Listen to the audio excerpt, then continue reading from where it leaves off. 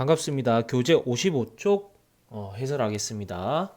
1번 A와 B에 대한 설명으로 적절하지 않은 것은 A는 분석이었고요. B는 직관이었습니다. 1번 A는 대상을 인식하기 위해 끊임없이 관점을 증가시켜 나가는 실증과학의 방법이다. 분석과 잘 매칭이 되는 개념들이죠. 문제 없습니다. 2번 A는 사물의 외부에서 그 사물이 아닌 것을 통해 사물을 이해하는 것이므로 본질에 이를 수 없다. 그렇죠. 본질은 내부에 있으니까요. 외부에 아무리 있더라도 내부로 들어가지 못하면 본질에 이를 수 없겠죠. 그래서 2번도 맞습니다. 3번 B는 사물 안에 존재하는 본질에 이르기 위해 대상의 상징적 표현을 지속적으로 포착하는 형 이상학의 방법이다. 그럼 어디가 틀렸나요? 그렇죠. 상징적 표현이 틀렸죠. 왜죠? 상징인 직관이 아니라 분석과 관련이 있는 개념이기 때문이죠. 알겠죠? 쉽게 풀었습니다. 답은 3번. 근데 더 중요한 게 있어요, 여러분. 사실 문제는 쉽게 풀었지만 이 선지가 어떻게 구성되는지 그 원리를 파악하는 게 사실 더 중요합니다. 잘 보세요.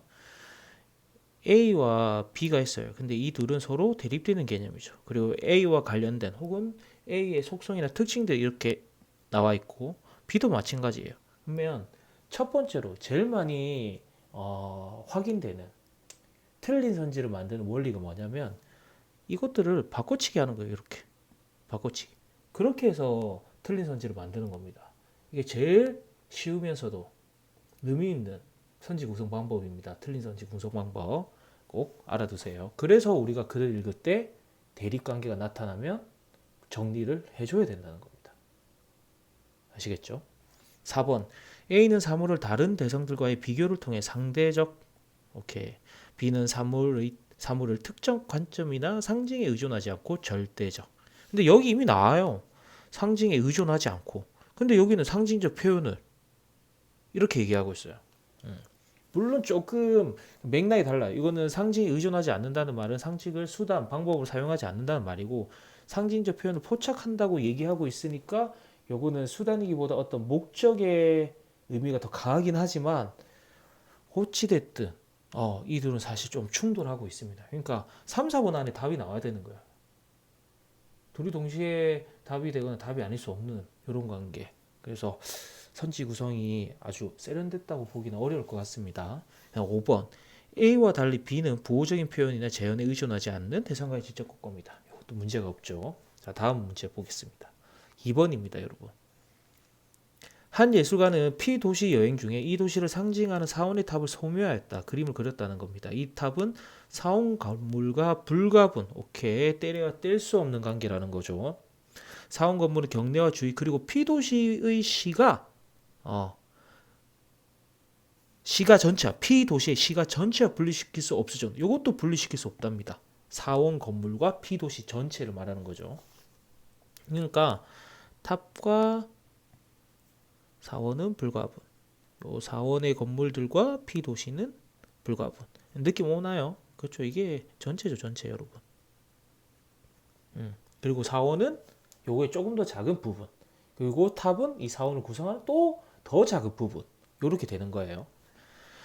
그는 탑을 소묘하기 위해 우선 주변과 탑을 분리해. 그럼에도 불구하고 분리해냈다고 합니다. 이제 냄새가 오죠. 이 예술가는 그렇죠. 직관이 아니라 분석의 방법을 사용한 거죠. 탑은 실제로 수많은 돌로 축성되어 있으며 이 돌들의 특정한 군집, 집단, 집합, 무리가 탑의 형태를 이루고 있는 탑의 형태라는 건 전체가 있죠.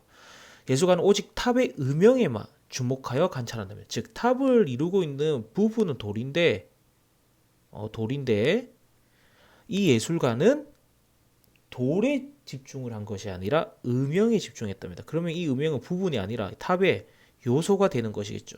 여러분 확인해 볼까요? 요소는 전체를 함축할 수 있나요? 함축할 수 없죠. 요거 즉 그는 실제적이고 내적인 유기적 조직이라는 탑의 개별적인 것 대신에 자, 이 말이 전부 다 뭐예요, 그럼? 그렇지. 이게 직관의 방법이죠. 보편적 개념에 주목하여 외적이고 도식적. 보편적 개념, 외적. 즉 예술가는 분석의 방법으로서 탑을 소묘한 겁니다. 예술가는 사원의 탑 이외에도 피도시의 여러 곳을 여행하며 이와 같은이 뭐겠어요? 결국 분석의 방식이겠죠. 많은 소묘를 했고 각 그림들의 오른쪽 밑에 피도시라고 메모했어요. 근데 피도시는 전체잖아. 근데 베르그송의 의견에 따른다면 이렇게 한다고 해도 전체를 재구성해낼 수는 없는 겁니다. 왜? 요소는 전체를 함축할 수 없기 때문이죠. 1번 예술가는 소묘하기 위해 관찰한 것은 탑의 특성에 대한 임의적 선택. 이게 바로 요소잖아. 이게 요소잖아. 그래 나오네. 부분이 아니라 요소이다. 오케이. 예술가가 주변과 탑을 분리해내는 작업은 탑의 속성에 대한 인위적 요소. 계속해서 같은 얘기죠. 이것은 분석의 방법. 매칭. 사실 보기가 어떤 내용인지 이해가 되고 나면 1, 2, 3, 4, 5번의 선지 구성 방식은 결국 1번의 선지 구성 방식과 똑같습니다. 분석과 직관을 두고 서로 섞어서 틀린 선지를 만드는 것. 바로 그것이죠. 예술가는 탑의 보편적인 개념이 아니라 개별적인 것. 이미 바뀌었지 얘들아. 보편적인 개념이 아니라 이미 여기 지문에서도 얘기하고 있어요. 바뀌었어요. 보편적인 것에 주목하면서 소묘를 통해 탑을 도식적으로 재구성하여 그 속에 피도시의 특성을 압축하였다. 여러분 요소는 아무리 모여도 전체를 구성할 수 없습니다. 그래서 이건 전체를 의미하는 것이고 결국 함축할 수 없어요, 여러분.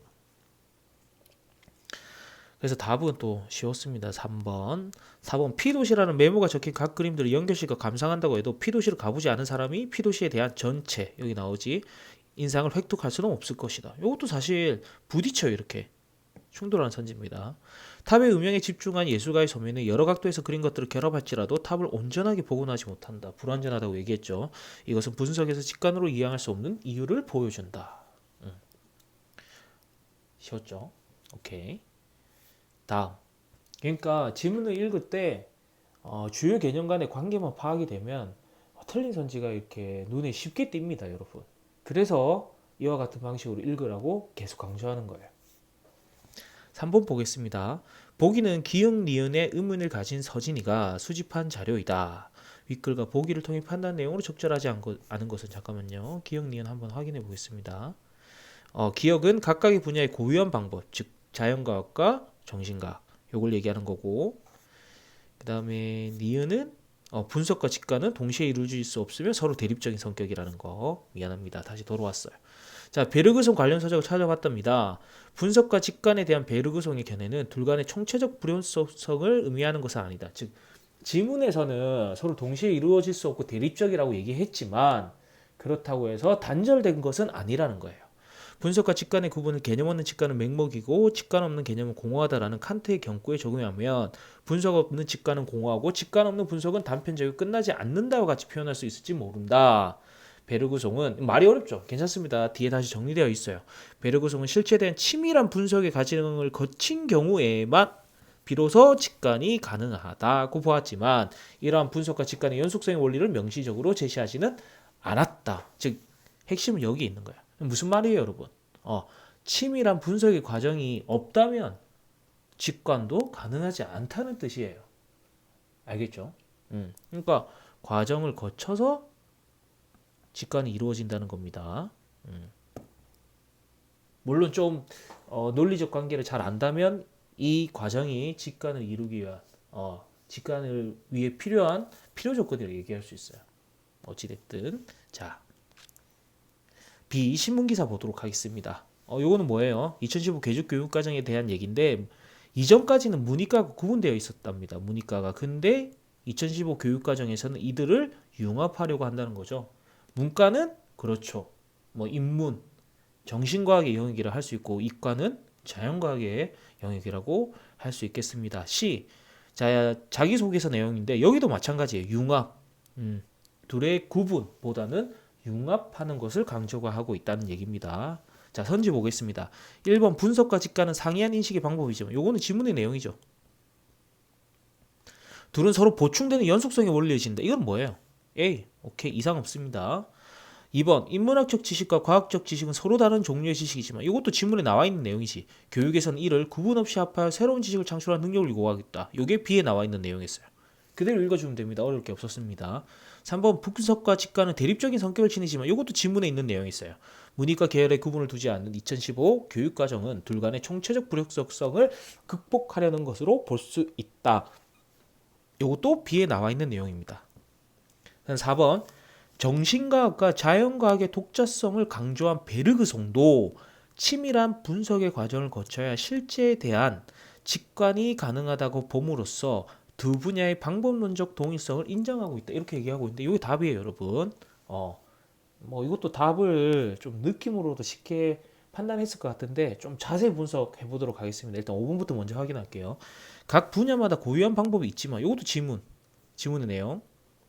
각 분야는 결국 뭐 하겠어? 여기 나오죠. 정신과학과 자연과학이겠죠. 대학의 인재상을 보면 분야별로 적합한 연구 역량을 지닌 인재보다도 서로 다른 분야별 지식을 융합할 줄 아는 역량을 지닌 인재를 요구함을 알 수 있다. 요거는 C에 나와 있는 내용이죠. 뭐 보면 알겠지만 여러분 1, 2, 3, 5번은 지문의 내용을 먼저 제시한 다음에 자료를 가지고 왔는데 4번 조금 애매하긴 해요. 그 문장의 구성 자체가. 그래서 쌤 개인적으로는 감히 말씀드리면 뭐 세련된 선지는 아니라고 생각이 됩니다. 어찌됐든 4번이 왜 틀렸는지 한번 꼼꼼하게 분석해보죠. 정신과학과 자연과학의 독자성을 강조한 베르그송도 그대로 별 문제 없어 보여요. 근데 지문을 엄밀히 봤으면 알 겁니다, 여러분. 정신과학과 자연과학, 특히 이 정신과학의 독자성을 강조한 사람은 여러분 베르그송이 아니라 그렇지 딜타이예요, 딜타이. 이건 딜타이 내용이에요. 그래서 딜타이 내용을 약간 섞었어. 일단 섞었어. 그러고 이제 보겠습니다. 자, A에서 나오죠. 베르그송도 치밀한 분석의 과정을 거쳐야 실제에 대한 직관이 가능하다. 요거는 A 내용이에요. A 내용. 오케이. 일단 벌써 틀린 게 발견됐죠. 그 다음 두 분야의 반복론적 동일성을 인정하고 있다. 두 분야는 뭐겠어요? 결국 정신과학과 자연과학의 방법이고 요거에 대한 반복론적 동일성을 인정하고 있다? 이 얘기를 한 적이 있습니까? 베르그송이? 없죠. 특히 베르그송은 인식의 방법으로 여러분 여기도 나오지만 분석과 직관을 나타내고 있어. 근데 A에 나오지 얘들아. 자, 치밀한 분석이 없으면 직관도 가능하지 않다예요. 즉 이 둘은 구별되는 개념인 거예요. 직관을 위해서는 분석이 필요한 겁니다, 여러분.